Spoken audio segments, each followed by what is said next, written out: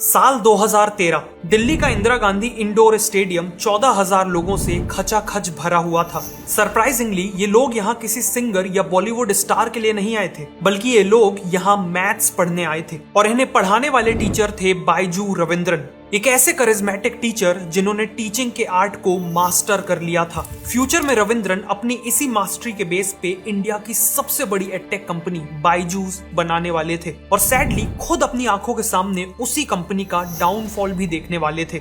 लेकिन क्या है बायजूस के राइज एंड फॉल की पूरी कहानी, आइए जानते हैं इस वीडियो में। बायजू रविंद्रन का बर्थ 1980 में केरला में हुआ था। उनके पेरेंट्स एक लोकल गवर्नमेंट स्कूल में टीचर्स थे। रविंद्रन को बचपन से ही दो चीजों से गहरा लगाव था, स्पोर्ट्स और मैथमेटिक्स। 80s और 90s की हर इंडियन मिडिल क्लास फैमिली की तरह उनकी फैमिली ने भी उन्हें दो करियर चॉइसेस दी, डॉक्टर या इंजीनियर। रविंद्रन ने इंजीनियरिंग चुनी। ईयर 2000 में उन्होंने इंजीनियरिंग कंप्लीट की और 2001 में एक शिपिंग फर्म में नौकरी करने लगे। लेकिन 2 साल बाद कुछ ऐसा हुआ जिसने रविंद्रन की लाइफ को एक नया डायरेक्शन दिया। उनके कुछ फ्रेंड्स IIMs में एडमिशन लेने के लिए कैट एग्जाम को क्रैक करना चाहते थे और इसके लिए उन्होंने रविंद्रन की हेल्प मांगी। न केवल रविंद्रन ने अपने दोस्तों को पढ़ाया पर साथ ही साथ खुद भी कैट एग्जाम दे दिया। 12 में से 4 दोस्तों ने कैट तो क्लियर कर ही लिया, साथ में रविंद्रन ने भी कैट में स्कोर किए पूरे 100 परसेंटाइल। लेकिन उन्होंने कोई भी IIM ज्वाइन नहीं किया और अपनी जॉब कंटिन्यू रखी। 2005 में उन्होंने फिर से कैट एग्जाम दिया और फिर से 100 परसेंटाइल स्कोर किए, जिसके बाद बायजू रविंद्रन चारों तरफ कैट टॉपर के नाम से पॉपुलर हो गए और उनसे पढ़ने के लिए स्टूडेंट्स की लाइन लग गई। कुछ ही टाइम में रविंद्रन को रियलाइज हो गया कि उन्हें टीचिंग बहुत पसंद है और वो अपनी पूरी लाइफ यही करना चाहते हैं। 2006 में उन्होंने एक छोटी सी क्लास से शुरुआत की, बायजूस क्लासेस फॉर कैट की। लेकिन बहुत ही जल्द ये क्लासेस एक ऑडिटोरियम में शिफ्ट हो गई, जहां वो एक साथ 1200 स्टूडेंट्स को पढ़ाने लगे। बायजूस की क्लासेस फ्रीमियम मॉडल पे चलती थी। पहली क्लास फ्री होती थी और सेकंड क्लास ऑनवर्ड्स पैसे लगते थे। अब रविंद्रन का टीचिंग स्टाइल काफी प्रैक्टिकल था। वो मार्क्स से ज्यादा कॉन्सेप्चुअल लर्निंग पे फोकस करते थे। जिन स्टूडेंट्स को बचपन से रट्टा मारना सिखाया गया था, उनके लिए रविंद्रन की ये अप्रोच काफी रिवॉल्यूशनरी थी। इसीलिए उनके फ्री क्लासेस लेने वाले 10 में से 9 बच्चे उनकी पेड क्लासेस के लिए एनरोल कर लेते थे। इस सक्सेस को देखते हुए रविंद्रन ने इस मॉडल को 4 शहर बेंगलुरु, मुंबई, पुणे और चेन्नई में एक्सपैंड कर दिया। इन्हीं क्लासेस के दौरान उनकी मुलाकात कई टैलेंटेड स्टूडेंट्स और अपनी फ्यूचर वाइफ दिव्या गोकुलनाथ से हुई। इनमें से कुछ स्टूडेंट्स और इवन दिव्या आगे चल के बायजूस की parent company think and learn private limited के को-फाउंडर्स बने और कुछ स्टूडेंट्स अर्ली एम्प्लॉयज बने।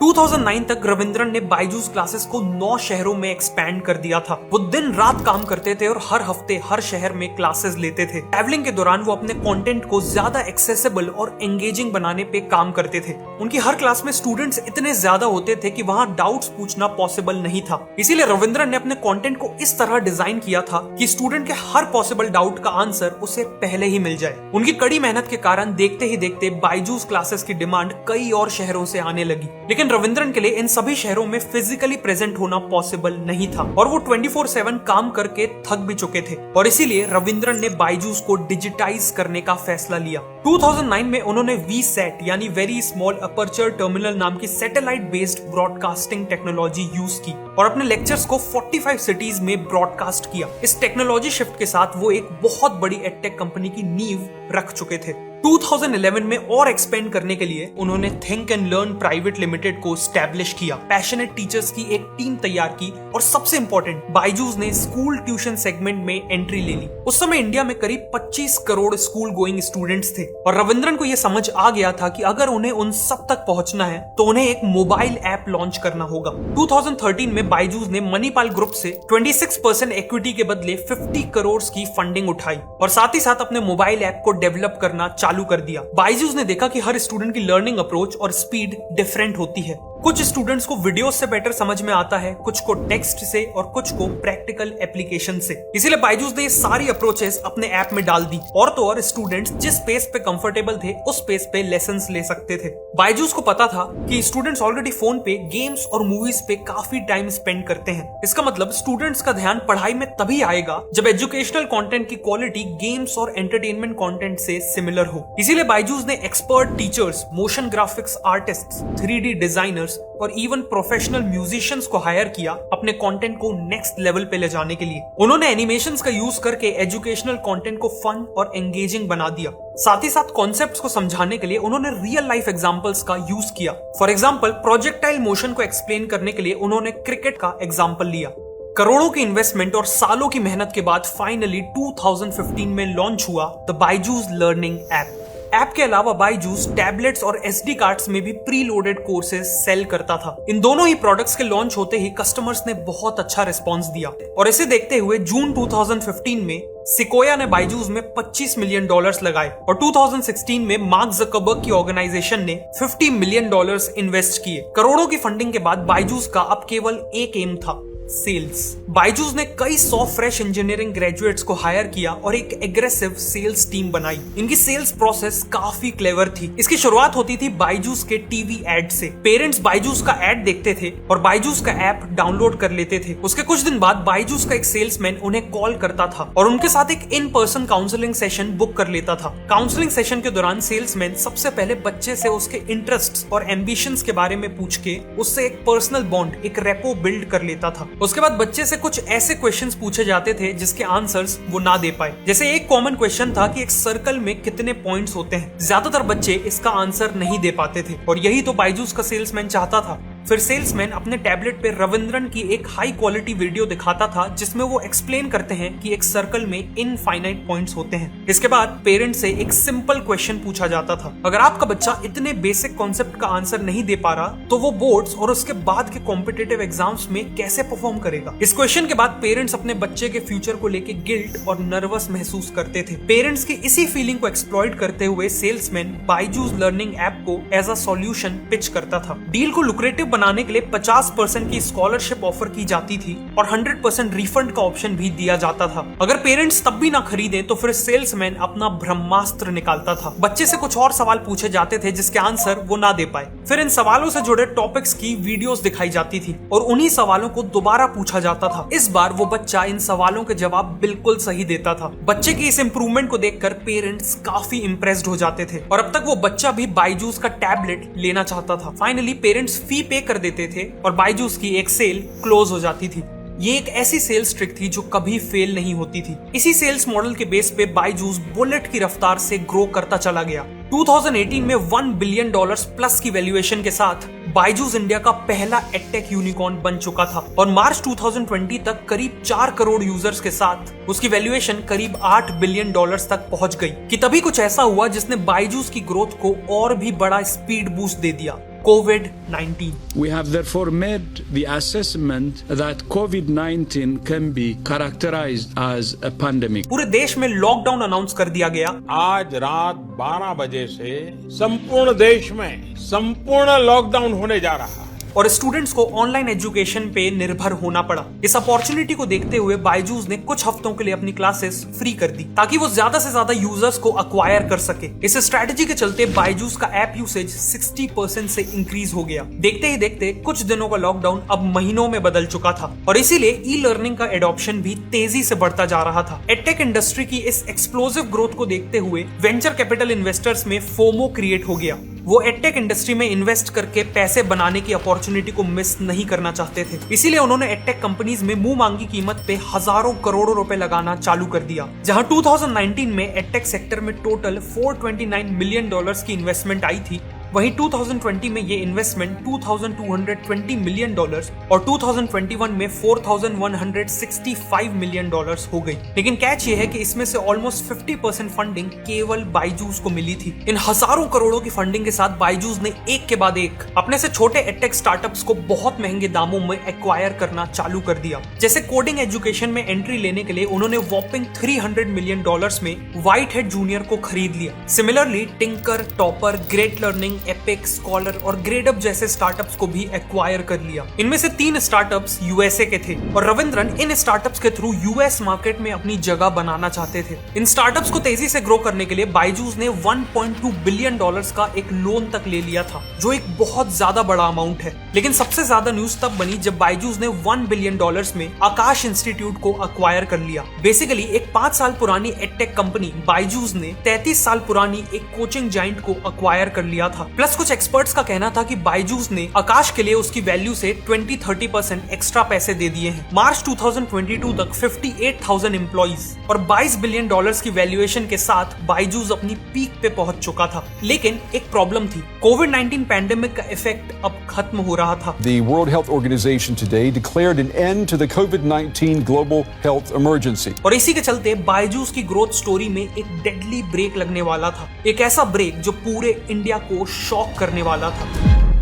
बायजूस की सबसे बड़ी प्रॉब्लम थी कि उनकी सेल्स उनकी वैल्यूएशन के मुकाबले काफी कम रफ्तार से बढ़ रही थी। इसीलिए बायजूस अपनी सेल्स टीम पे बेइंतहा प्रेशर बिल्ड करने लगा। रिपोर्टेडली बेंगलुरु ऑफिस में एम्प्लॉइज को 14 घंटे की थका देने वाली शिफ्ट्स पे काम करना पड़ता था। सेल्स रेप्स को टारगेट मीट करे बिना लंच ब्रेक तक लेने को मना किया जाता था। अगर कस्टमर कॉल उठाना बंद कर दे तो उसका पूरा ब्लेम सेल्स रेप पे आता था। सेल्स टारगेट्स भी अनरीजनेबल थे। हर सेल्समैन को 1.5 लाख की सेल्स लानी होती थी पर वीक। और 2022 में तो बायजूस ने ये रूल लाया कि जो भी सेल्समैन अपना मिनिमम 50% टारगेट मीट नहीं करेगा उसे इमीडिएटली फायर कर दिया जाएगा। इस रूल चेंज के बाद सेल्स पीपल अपना टारगेट मीट करने के लिए साम दाम दंड भेद जो बन सके वो करने लगे। ऐसे कई इंसिडेंट्स आए जिसमें पेरेंट्स को प्रेशर देके, झूठी इंफॉर्मेशन देकर और इवन डरा धमका के सेल्स क्लोज की गई। कई बार तो एक सेल्स क्लोज करने के लिए खुद सेल्स पर्सन ने अपनी जेब से 15,000 रुपए एज डाउन पेमेंट दे दिए। ऑल्सो ऐसी रिपोर्ट्स आने लगी कि कस्टमर्स को अपना सब्सक्रिप्शन कैंसिल करने में और रिफंड्स लेने में बहुत दिक्कत आ रही है। जैसे जैसे बायजूस की मिस सेलिंग और कस्टमर एक्सप्लॉयटेशन की कहानियां बाहर आने लगी, वैसे ही पेरेंट्स का बायजूस पे ट्रस्ट ऑल टाइम लो पे चला गया। लेकिन बायजूस के लिए ये तो केवल प्रॉब्लम्स की शुरुआत थी। रविंद्रन और बाकी टॉप मैनेजमेंट शायद इस बात को इग्नोर कर रहे थे कि वो चाहे कितनी भी सेल्स कर लें उससे कोई फर्क नहीं पड़ता, क्योंकि उनके यूनिट इकोनॉमिक्स सेंस नहीं बना रहे थे। वो बेसिकली हर एक सेल पे ओवरऑल लॉस कर रहे थे। उनका हर salesman on average per month 2.76 lakh की सेल्स ला रहा था, इंक्लूडिंग कैंसलेशंस एंड रिटर्न्स। लेकिन सेल्समैन की कॉस्ट जैसे सैलरीज, इंसेंटिव्स और ट्रैवल एक्सपेंसेस माइनस करने के बाद का नेट रेवेन्यू केवल 1.6 लाख पर सेल्समैन था। उसके बाद मार्केटिंग और प्रोडक्ट कॉस्ट को अकाउंट करने के बाद जो नेट मार्जिन था वो केवल 57,000 पर सेल्समैन था। Finally office rent, managerial overheads and other costs को माइनस करने के बाद बायजूस मैसिव लॉसेस कर रहा था। इन लॉसेस को देखते हुए 2022 के एंड में बायजूस ने अपने सेल्स मॉडल को ट्वीक किया ताकि वो अपने एक्सपेंसेस को कम कर सकें। नए मॉडल में सेल्स पर्सन को फील्ड विजिट्स नहीं करनी होती थी, मतलब कस्टमर के घर जाके डेमो नहीं देना होता था। इंस्टेड उन्हें सारी सेल्स फोन या जूम कॉल के थ्रू करनी होती थी। अब इस मॉडल से बायजूस के एक्सपेंसेस तो कम हो गए, लेकिन साथ ही साथ उनकी सेल्स भी गिर गई, क्योंकि फोन कॉल के थ्रू कन्वर्जन रेट्स कंपैरेटिवली कम होते थे। लेकिन बायजूस के सामने अभी इससे भी बहुत बड़ी प्रॉब्लम्स आने वाली थी। लेट 2022 में बायजूस की एक अनाउंसमेंट ने सबको शॉक कर दिया। उन्होंने अनाउंस किया कि वो $200 मिलियन इन्वेस्ट करके अलग अलग सिटीज में 500 ऑफलाइन ट्यूशन सेंटर्स खोलेंगे। लेकिन जिस कंपनी ने इंडियन एजुकेशन को ऑनलाइन ले जाने की पूरी मुहिम चालू की थी, आखिर उसी कंपनी को ऑफलाइन क्यों जाना पड़ रहा था? वेल, ऐसा इसलिए क्योंकि बायजूस को अब उनके ऑनलाइन लर्निंग प्लेटफॉर्म के लिए कस्टमर्स नहीं मिल रहे थे। बायजूस को लगा था कि एक बार पैंडेमिक के चलते स्कूल स्टूडेंट्स को ऑनलाइन लर्निंग की आदत लग जाएगी तो वो हमेशा के लिए ऑनलाइन लर्निंग ही पसंद करेंगे। लेकिन ये अजम्पशन बिल्कुल गलत निकला। 2 साल लंबे पैंडेमिक के बाद स्कूल स्टूडेंट्स ऑनलाइन पढ़ के थक चुके थे। साथ ही साथ पेरेंट्स को भी रियलाइज हो चुका था कि उनके बच्चे ऑनलाइन पढ़ते हुए इजीली डिस्ट्रैक्ट हो जाते हैं। पढ़ाई के साथ साथ वो चैटिंग, सोशल मीडिया और यूट्यूब भी चलाते थे। वहीं ऑफलाइन क्लासेस में ये डिस्ट्रैक्शंस नहीं थे। साथ ही साथ ऑफलाइन क्लासेस में टीचर से डायरेक्ट इंटरेक्शन के कारण जो अकाउंटेबिलिटी आती थी वो भी ऑनलाइन मिसिंग थी। और इसीलिए अल्टीमेटली पेरेंट्स और स्टूडेंट्स ने वापस ऑफलाइन एजुकेशन को ही चूज किया। बेसिकली बायजूस ने जिस एजुकेशन को ऑनलाइन ले जाने के बिजनेस मॉडल पे बिलियंस ऑफ डॉलर्स उड़ा दिए थे, वो मॉडल ही फ्लॉड था। उसमें पैसे बनने ही नहीं वाले थे। बायजूस की हालत ऑलरेडी खराब हो चुकी थी कि तभी कुछ ऐसा हुआ जिसने बायजूस को पूरी तरह से एक्सपोज कर दिया। सितंबर 2022 में बायजूस ने फाइनेंशियल ईयर 21 की अर्निंग्स रिपोर्ट रिलीज करी। रिपोर्ट के अकॉर्डिंग 1 अप्रैल 2020 से 31 मार्च 2021 के बीच बायजूस ने 2428 करोड़ का रेवेन्यू किया था, लेकिन उनके लॉसेस इससे ऑलमोस्ट डबल थे, 4564 करोड़।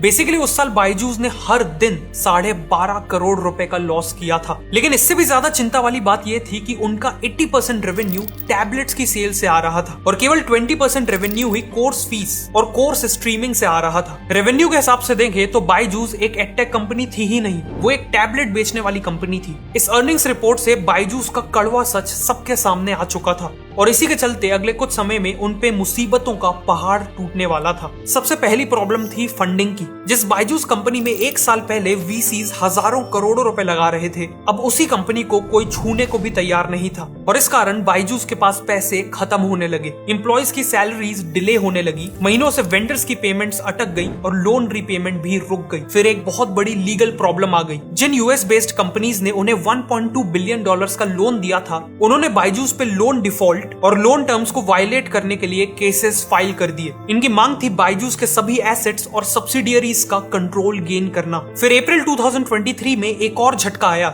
जब मिनिस्ट्री ऑफ कॉर्पोरेट अफेयर्स ने बायजूस पे एक इन्वेस्टिगेशन चालू कर दी। उनकी इन्वेस्टिगेशन बायजूस की फाइनेंशियल और कॉर्पोरेट गवर्नेंस प्रैक्टिसेस को लेकर थी। इसी दौरान बिगड़ती फाइनेंशियल कंडीशन के कारण बायजूस ने हजारों एम्प्लॉयज को फायर करना चालू कर दिया। ईपीएफओ डेटा के अकॉर्डिंग मार्च 2022 तक कंपनी में अराउंड 58,000 एम्प्लॉयज थे, लेकिन जून 2023 तक यही नंबर आधे से भी कम, करीब 25,000 पे आ गया था। सरवाइव करने के लिए बायजूस ने अपने US based learning platform epic को $500 मिलियन पे बेचने की अनाउंसमेंट की। बायजूस ने एपिक को $1 बिलियन में खरीदा था, मतलब इस सेल पे उन्हें $500 मिलियन का लॉस हो रहा था। फिर सितंबर 2023 में बीसीसीआई ने बायजूस के अगेंस्ट पेमेंट न करने के कारण इंसॉल्वेंसी प्रोसीडिंग्स चालू कर दी और जले पे नमक छिड़कने के लिए अक्टूबर 2023 में ईडी ने बायजूस पे 9,000 करोड़ की फेमा वायलेशंस के आरोप लगाते हुए नोटिसेस इशू कर दिए। इन सभी प्रॉब्लम्स के साथ साथ बायजूस की वैल्यूएशन भी क्रैश करते जा रही थी। जनवरी 2024 में तो बायजूस की वैल्यूएशन $225 मिलियन